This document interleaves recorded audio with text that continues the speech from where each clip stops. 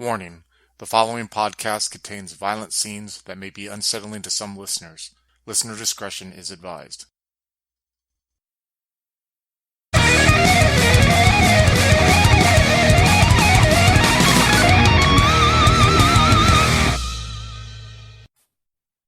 Hello, and welcome to the Brian Book Club. Before doing this episode, I was deciding and having a hard time whether or not I should discuss the book that we'll be discussing today. And eventually I thought, while this book is kind of a controversial book, I do think it can add to storyteller and player inspirations when playing in World of Darkness games. So I decided to go through and review it. So without further ado, we will be talking about today American Psycho, written by Bret Easton Ellis. It was written in 1989. And just a forewarning before I continue on with this book, this is perhaps one of the most horrific books I have read. I am a fan of the horror genre. I don't read horror to get grossed out or get disturbed. I read horror for just the different emotions it can bring out, not all bad. And this is one of the very few horror books where I actually had to set it down and wonder if I wanted to continue reading it, not because of it being a bad book, but because of just how disturbing some scenes can be. So consider this a warning. Don't right away go out and read this book just because I mentioned it and doing an episode on it. I would say listen to what I have to say, decide upon it, and then you can decide if you want to take that trek and that journey. So my first introduction to American Psycho was 2000's Christian Bale's 2000 movie, the American Psycho movie, and I enjoyed the movie. Now I find, like I don't get gratification from seeing like people killing people or anything to that extent, but I enjoyed what the movie accomplished. I think the movie kind of was satirical when it dealt with the excesses of the 80s, but it also kind of was scary in a way because you see this slow descent of a man into insanity, and the ending kind of leaves you kind of wondering different things, so that was my first introduction to it. Just a forewarning, there might be some spoilers in here. I'm going to try to keep them very minimal, though. So one thing that I heard, though, from a lot of people when I say that American Psycho is a movie I enjoy, a lot of people who've read the book, the first thing they point out is how much more disturbing the book is. And I was really kind of afraid, not afraid, that's the wrong term, but I just wasn't sure if I want to read the book. Until a few years ago, I've kind of started this trek where I want to expand my horizons in the horror genre and kind of try out other authors that I've heard mentioned. So I began the trek of reading this book. And I would say like the first third of the book kind of like leads you into this false sense of security, meaning the first third of the book, there are hilarious moments in it where and some, if you've seen the movie, a lot of the scenes that are in the movie are in the book, where they're kind of just making fun of like the Wall Street types and the culture of the 80s. But the first third of the book is also really good in the fact that there's these little hints that are thrown about the fact that the main character is slowly losing his mind. The main character's name is Patrick Bateman. And so it leaves these little teasers that this guy that you're reading from his perspective, because it's from the first person's perspective, might be insane or slowly going insane. And there's and the way that Ellis does it is kind of genius in a way. For example, the famous scene in the movie where he talks about his normal personal hygiene routine and all the different crazy stuff, face masks he does and hair conditioner and soaps and body scrubs and so on and so forth. In the book, it's like a 3-page continuous paragraph with no like indentions for any new paragraph. So you're like reading this and you're just like trying to like keep track of where you're at. There's no break from it. It's just continuous. But like I said, though, it like really pulls you into this false sense of security.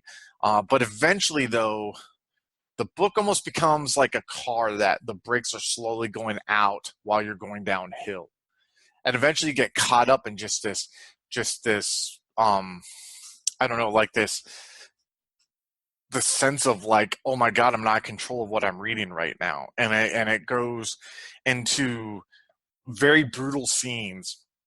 And the whole time though, you know that this man is barely holding on. Like there's this facade of his life that he has facing outward that his friends and his peers and his girlfriend and so on and so forth see. And then there's his second life, like he has it compartmentalized in his head. But that the barriers between these compartments are slowly eroding away. And while you're reading this book, it's almost like your heart rate goes up because you're wondering, like, is it all going to snap? And it's happening in like such a rapid pace. So this book basically goes from very slow build up to just like starts taking off, and you almost like want to jump out of the car. And that's the point where I like put down the book and I was like, do I even want to finish this book? Because I mean, I kind of know how it ends because I watched the movie, and what's this reading it going to do, and is it going to accomplish anything? I almost felt like I was like giving up a part of my soul reading this. And I'm not trying to be over dramatic, but that's how it felt. Like, is the reward of finishing this book going to be worth the risk to myself that that's going to be there just from reading some of these scenes? And like I said, I'm not a fan of gratuitous violence, but I understand that happens in the horror genre. I ended up sticking through with it, and I ended up finishing the book. And I remember I went on Goodreads where I like track my reading progress and I rate books. And my first instinct was to give it a 5 out of 5 stars because it's a well-written book. I mean, it's considered a classic. Like this edition I have right here is the Vintage American Classic series, where they take American classic books, and American Psycho is like next to some of the best authors that you see here and that are from America. I'm just like looking at this huge list of like all these books that this is being thrown in with that are considered American classics, right? And I end up giving it like a 4 out of 5 on Goodreads because I felt that, yes, the book is a really well-written book. Yes, it's a good story. But oftentimes I'm like, wonder what was with the excess of the violence.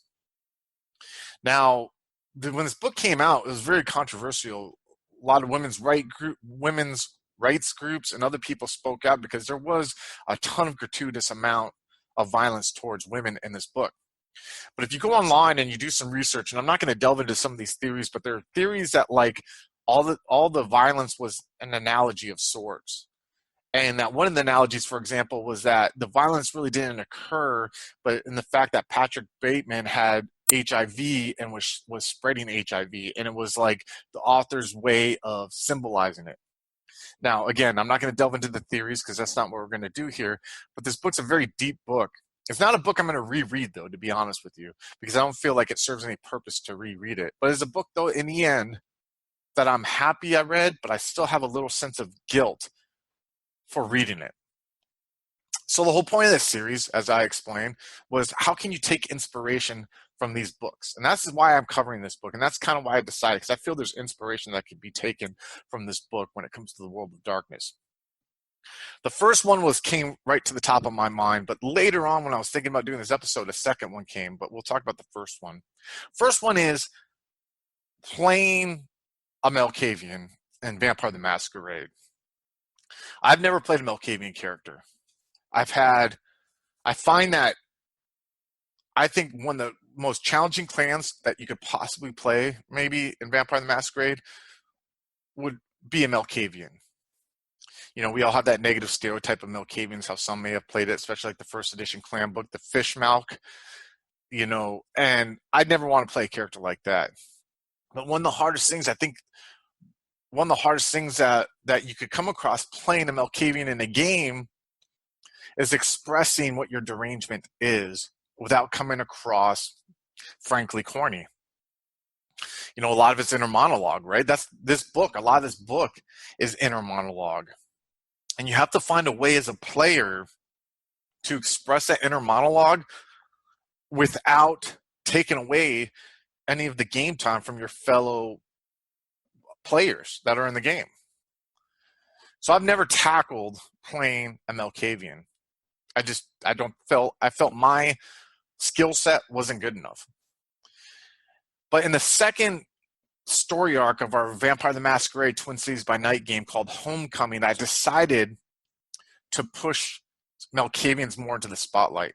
Because before that, for those of you who haven't watched, there was only one Malkavian NPC in our first story arc, Negligence. And part of the reason there was only one is because I felt like I couldn't do the clan justice or what it was about. You know, to me, mental illness is more than just a statistic or a stat on a character sheet or a name of a derangement. Now, if I feel I can't do it justice in the story that I'm telling with my friends by playing a game, I'm just not going to tackle it. That's it. I'd rather not tackle it than trying to do it when I know at that time my skill sets just aren't able to. But I felt more confident going into the second Twin Cities by Night story arc, Homecoming, and I used more Malkavian NPCs. And you still had the same challenge as being an NPC as a PC using a Malkavian, but the thing is you don't have so many eyes on you. So you don't feel the same pressure of having to find ways to express their inner monologue.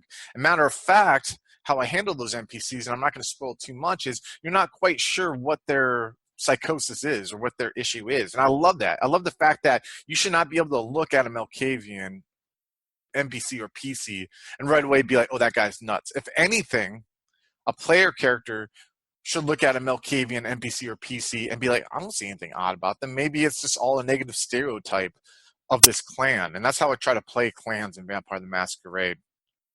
So after reading this book and doing more thinking, I've actually have felt kind of an urge to want to play Malkavian whenever opportunity I have to play Vampire the Masquerade next. And I think it might be in Joaquin's Victorian Age vampire game when he does the second story arc. His original was diluted. You guys should go ahead and check that out. But I might try to tackle Malkavian in that game, and I'm not quite sure. I'm hammering out some ideas, but I think I might be ready to step up to the challenge. So that's the first inspiration that you can get from that, I think. But the second one is using it as inspiration for the slow degeneration of humanity along with the combating the beast that every vampire has within them in Vampire the Masquerade. Matter of fact, in my opinion, as a player and storyteller, no matter how many antagonists that you may have in a game, the character's number one antagonist is always going to be their own beast. You know, we recently have wrapped up our Sabbat game Wars on Fire, and in that game, I found that the biggest enemy that the players dealt with was their own humanity and their own beast. And there's nothing that brings me more joy in a game as a storyteller than seeing players be afraid of their decisions because they know they're going to have to roll a conscious roll. And for those of you who don't know, whenever you potentially lose a dot in humanity, you have to roll a conscious roll and difficulty 8. If you fail, you lose 1 dot. If you botch, you lose 2 dots of humanity, 1 dot of conscious, and you pick up a derangement. And that can fundamentally change your character. That can bring on wassail. You could lose yourself to the beast. You could get put down like a rabid dog. You could not fit into mortal society and get put down for that reason. You just lose control of yourself, period. It affects a lot of things in your character, more than a dot or 2 in aggravated damage could do, you know?